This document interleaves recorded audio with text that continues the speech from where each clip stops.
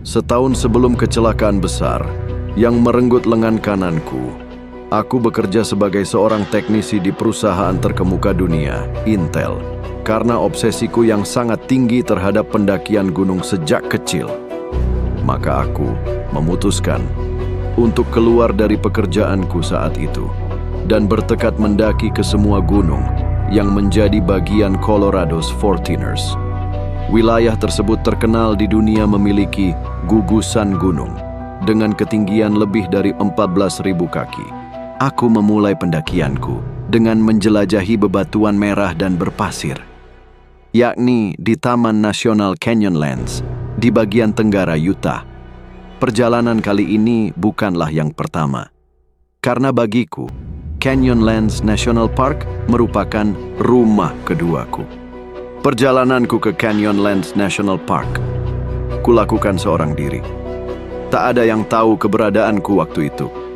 Bahkan, orang terdekat seperti ibuku pun tak mengetahuinya. Dengan menggendong tas ransel kecil berisi air, 2 potong burrito, beberapa potong coklat, peralatan multifungsi, Leatherman murahan, dan alat panjat tebing sebagai perbekalan, aku memulai pendakian di Canyonlands National Park. Tak lupa, ku bawa serta sebuah headphones untuk menemani perjalanan dan kamera video untuk merekam segala aktivitasku. Pada hari Jumat 25 April 2003, hari di mana aku mempersiapkan perjalanan menuju canyoneering di Taman Nasional Canyonlands, Utah pada malam hari. Keesokan paginya, aku bersepeda melintasi taman dengan sepeda gunung yang kubeli 2 tahun lalu dengan tujuan mengurangi 45 menit dari waktu tempuhku menuju Taman Nasional Canyonland. Tidak lupa, buku panduan untuk mencapai tujuan akhir. Aku sedang berjalan kaki, berlari di sepanjang formasi batuan gundul. Ketika itu, aku melihat 2 pendaki, Christy dan Megan. Tampaknya mereka berdua sedang tersesat dan mereka sepertinya butuh bantuan. Aku berusaha meyakinkan pasangan itu bahwa aku adalah pemandu jalan setapak terbaik dan aku menawarkan diri untuk menunjukkan kepada mereka rute yang jauh lebih menarik daripada rute yang selama ini mereka coba temukan. Kami bertiga melalui ngarai sempit di area Robbers Roost, termasuk melewati lompatan buta ke kolam bawah tanah. Kami melakukan penyelaman dengan dokumentasi dari kamera yang sedari awal kubawa untuk dokumentasi perjalananku. Saat kami berpisah, Christy dan Megan mengundangku ke pesta yang mereka adakan malam berikutnya, dan aku berjanji untuk hadir. Namun, mereka sepertinya ragu aku akan muncul. Perjalananku berlanjut ke Blue John Canyon, melalui lorong sempit, tempat batu-batu besar digantung, terjepit di antara dinding batu. Nas, perjalanan kali ini tak semulus biasanya. Aku terperosok jatuh ke dalam ceruk setinggi 65 kaki. Ceruk yang dalam dan berbahaya. Meski aku sudah terbiasa dengan jalur ini, tapi kali ini nasib tidak berpihak padaku. Saat berusaha turun dari ngarai, 1 batu besar terlepas, jatuh mengikuti langkah kakiku ke dasar ngarai, dan lengan kananku membentur dinding ngarai, menjebakku. Sungguh saat itu aku panik dan tidak bisa bergerak. Kejadian itu terjadi sangat cepat, sehingga aku tidak sempat melakukan langkah antisipasi agar selamat dari jurang itu. Aku merasakan rasa sakit saat terjerembab di dalam ceruk sangat luar biasa, di mana rasa sakit itu 100 kali lipat dari sakitnya jari tangan saat terjepit pintu. Awalnya aku berteriak minta tolong, "Tolong! Siapa saja tolong aku!" Berkali-kali aku berteriak. Tetapi karena lokasiku yang sangat terisolasi, membuat tidak ada orang yang bisa mendengar teriakan minta tolong dariku.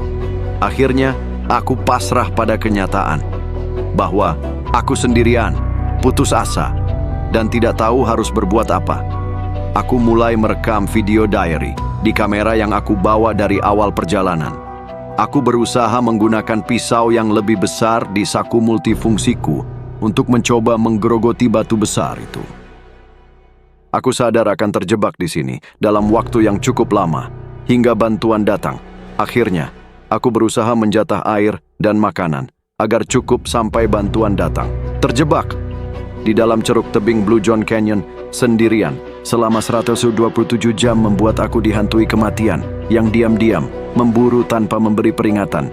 Kondisi makin buruk dengan bekal logistik yang habis, suhu udara hanya 3 derajat Celcius, dan parahnya lagi, aku mengalami halusinasi karena lapar dan hipotermia yang aku derita karena terjebak di ngarai. Saat malam-malam terakhir aku melihat seorang anak laki-laki berambut pirang, berusia sekitar 3 tahun, sedang bermain-main dengan lengan kananku. Menurut penglihatanku, anak kecil itu adalah bayangan anakku kelak. Anak kecil yang bermain dengan ceria dengan lenganku. Tak banyak pilihan membuatku mempunyai pikiran untuk memotong lengan kananku agar tetap hidup atau mati perlahan. Aku benar-benar sudah putus asa. Kondisi lapar dan dingin yang menyelimutiku membuatku berpikir tidak jernih. Aku hanya ingin mati saja. Aku menemukan bahwa dengan menggunakan pengetahuan tentang torsi dan menerapkan kekuatan yang cukup pada lengan bawah dapat mematahkan tulang radius dan kemudian tulang ulna. Aku mengumpulkan keinginan untuk melakukannya dan akhirnya memulai memotong lenganku dengan pisau yang lebih kecil dan tidak terlalu tumpul dengan multi alat. Aku membuat turniket kasar dari isolasi dan menggunakan karabiner untuk mengencangkannya. Bukan hanya fisik, emosi, dan mental juga diuji saat itu. Lalu, keesokan harinya, dengan kemarahan yang memuncak, aku melemparkan tubuhku pada batu besar.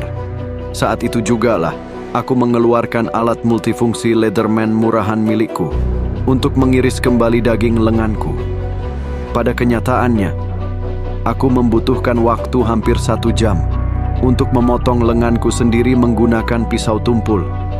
Rasa sakit karena pisau, serta rasa putus asa yang menggerogotiku membuatku jauh dari pikiran jernih. Aku menangis sejadinya dan berteriak saat pisau itu mulai mengiris daging lenganku perlahan. Aku merasakan 2 hal secara bersamaan ketika mengamputasi lenganku sendiri. Satu sisi, rasa sakit yang terus menyiksa, dan di sisi lain, amarah sekaligus putus asa mendorong aku untuk segera mengakhiri penderitaan dan kembali pulang ke rumah. Saat aku menyadari, usaha yang aku lakukan untuk mengikis batu itu sia-sia. Saat itu, mulai aku mencoba untuk memotong lenganku, tapi ternyata pisaunya terlalu tumpul untuk mematahkan kulitku. Kutusuk lenganku dengan keras agar bisa segera terpotong.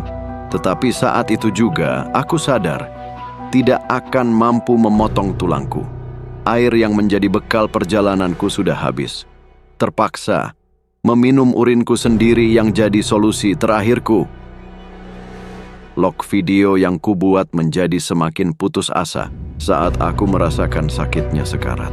Aku mulai bermimpi tentang hubungan dan pengalaman masa lalu, termasuk mantan kekasihku, keluargaku, dan 2 pendaki yang aku temui sebelum kecelakaan. Setelah merenungkan hidupku, aku sadar bahwa semua yang telah aku lakukan yang membawaku ke cobaan ini dan bahwa aku ditakdirkan untuk mati sendirian di ngarai.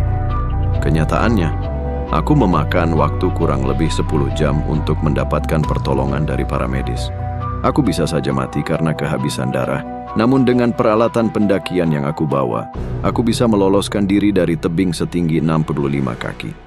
Akhirnya, pada hari Kamis, 1 Mei 2003, sekitar pukul 11.30, dengan membungkus potongan lenganku dan kemudian memotret batu besar yang telah menjebakku saat aku meninggalkannya. Aku kemudian berjalan keluar dari ngarai, di mana aku terpaksa menuruni permukaan batu setinggi 65 kaki dan mendaki beberapa mil sebelumnya. Kelelahan dan berlumuran darah, aku akhirnya bertemu dengan sebuah keluarga dalam pendakian. Kali ini nasib baik mengikutiku.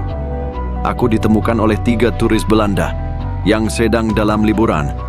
Turis tersebut memberiku air mineral dan membantuku sebelum akhirnya helikopter penyelamat yang dikirim keluarganya menemukannya. Aku dievakuasi dengan helikopter patroli jalan raya Utah. Kecelakaan yang hampir merenggut nyawaku telah memberikan pencerahan pada kehidupan spiritualku. Setelah kejadian itu, aku telah berubah menjadi seorang yang mencintai keluarga dan dekat dengan Tuhan. Karena tanpa keluarga dan Tuhan, aku belum tentu bisa hidup sampai sekarang.